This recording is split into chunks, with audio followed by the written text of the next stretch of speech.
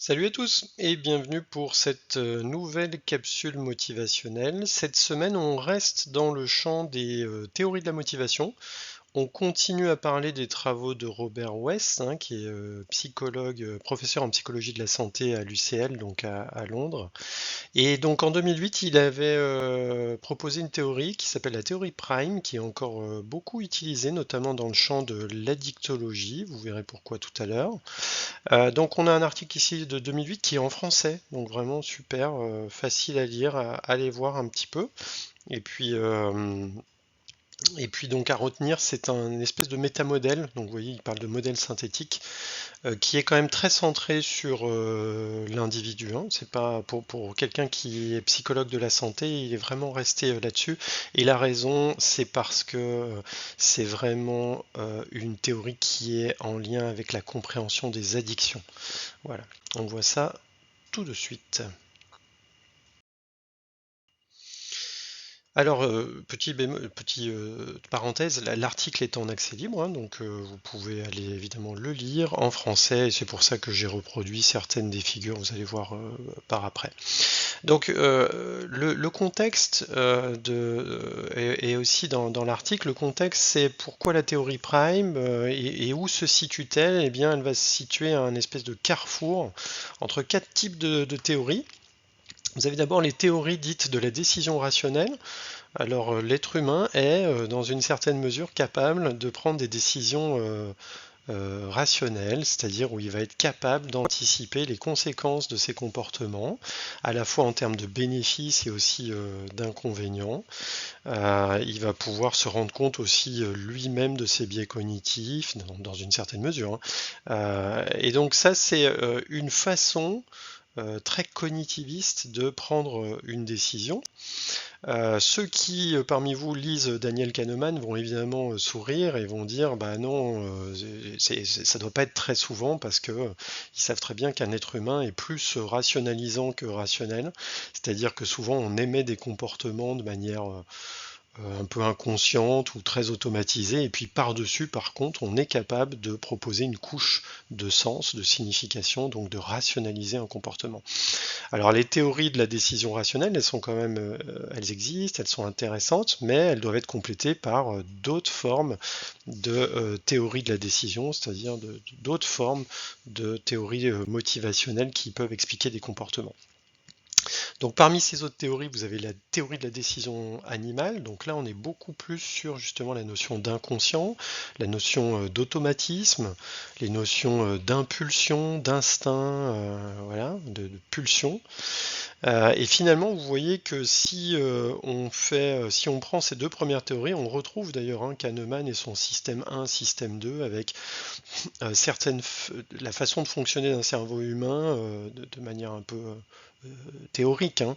Un premier système de prise de décision en fait très rapide en fait et plus ou moins inconsciente, et puis un deuxième système plus lent qui lui est plus rationnel.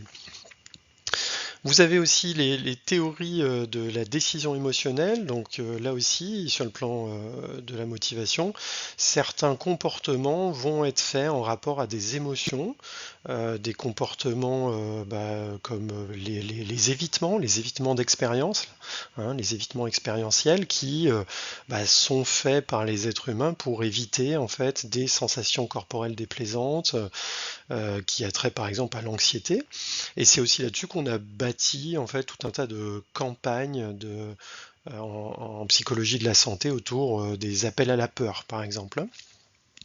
Et puis quatrième type de théorie, alors celle avec laquelle moi, à titre personnel, je suis moins à l'aise, mais qui a trait donc à tout ce qui est en lien avec les traits de personnalité. Donc là, on est plus sur ce qu'on appelle aussi les traits de caractère. Donc on va avoir aussi un mélange d'inné et d'acquis, de génétique et d'épigénétique, et on va avoir des profils d'individus avec des caractéristiques différentes, des traits comme l'impulsivité, les tendances névrotiques, les tendances à l'extraversion, etc., etc.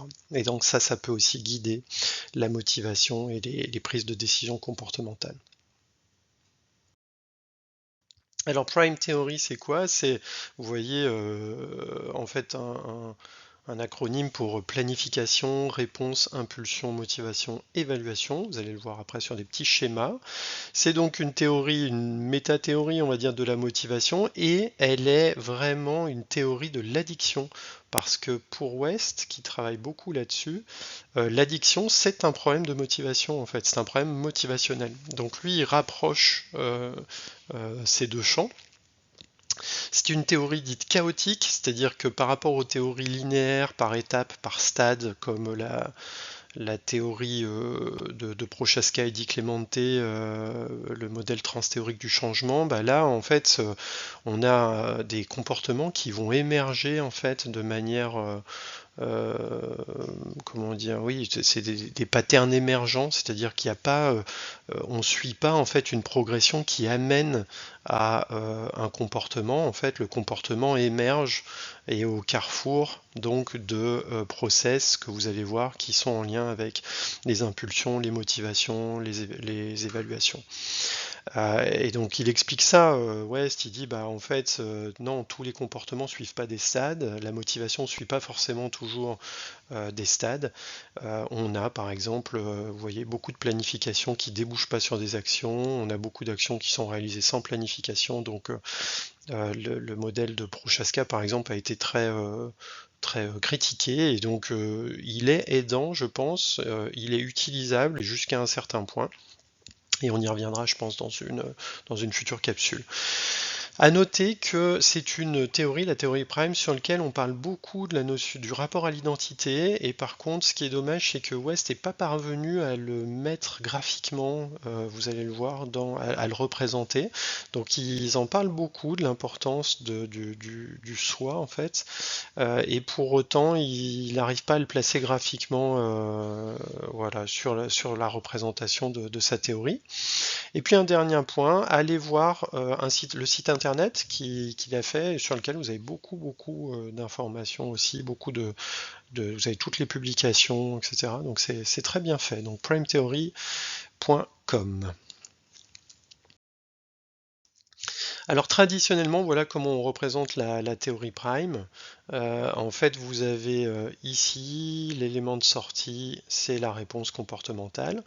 Et vous voyez qu'en fait, elle est au carrefour d'une espèce de processus interne qui mélange des plans, de la planification, qui mélange des évaluations avec des croyances, qui mélange l'aspect motivationnel dans lequel enfin, qui est défini par les désirs, les besoins, et aussi tout le champ des impulsions, donc tout le champ automatisé, inconscient. Et donc tout ça est comment dire, peut se déclencher par des éléments en fait, des cues, des signaux en fait de l'environnement. Donc on appelle aussi des triggers, c'est-à-dire des éléments déclencheurs.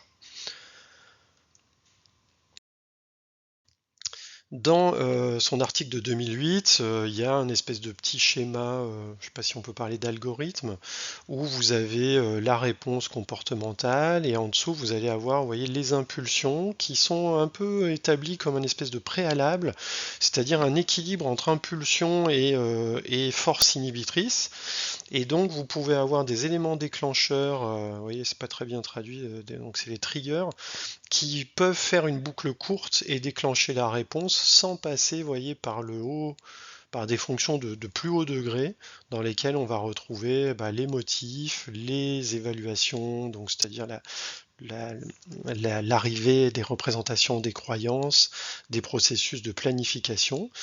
Et donc un autre truc qui est aussi intéressant dans la pensée d'Ouest, c'est la fonction de rappel avec tout ce qui est mémorisé par le système, et donc ça a trait à tout ce qui est apprentissage, quoi. Donc allez voir dans l'article, là c'est très bien, tous ces termes sont très bien définis. Dans l'article de 2020, que je vous cite aussi ici, voilà une autre façon de représenter le prime. Donc vous voyez, il est un peu dans l'encadré là. Alors voilà, il est représenté avec en bas, vous voyez, les fonctions un peu automatisées, à nouveau d'impulsion, inhibition, les process motivationnels donc qui sont en lien avec les besoins et les désirs. Au-dessus, la fonction d'évaluation, donc qu'est-ce que ça va me rapporter de bénéfique, quel est le prix à payer, etc. Et la fonction de planification. Donc vous avez ici les réponses, les réponses comportementales et la prise de décision. Et puis ici, les stimuli, les triggers de l'environnement qui vont être encodés par le système nerveux et qui vont être aussi mémorisés. Donc il y a toute la fonction de l'imaginaire, etc. Donc ça donne aussi une idée, cette théorie prime, de comment on peut penser la motivation à l'intérieur d'un individu et par rapport à son environnement. Donc il y a plein de critiques à faire sur aussi cette théorie prime.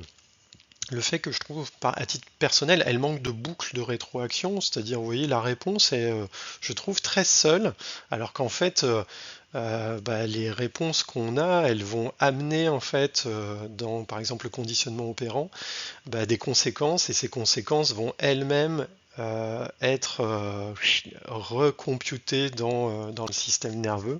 Donc il manque peut-être quelques flèches, mais déjà ça peut permettre d'avoir une idée de comment une réponse comportementale, comment une prise de décision peut arriver chez un être humain sans passer par des stades et de manière un peu émergente, spontanée, quoi. Je vous remercie d'avoir suivi cette capsule. Je vous invite donc à aller lire ces deux articles, celui de 2008 et celui de 2020. Et puis on se retrouve très vite pour une nouvelle capsule motivationnelle. À bientôt!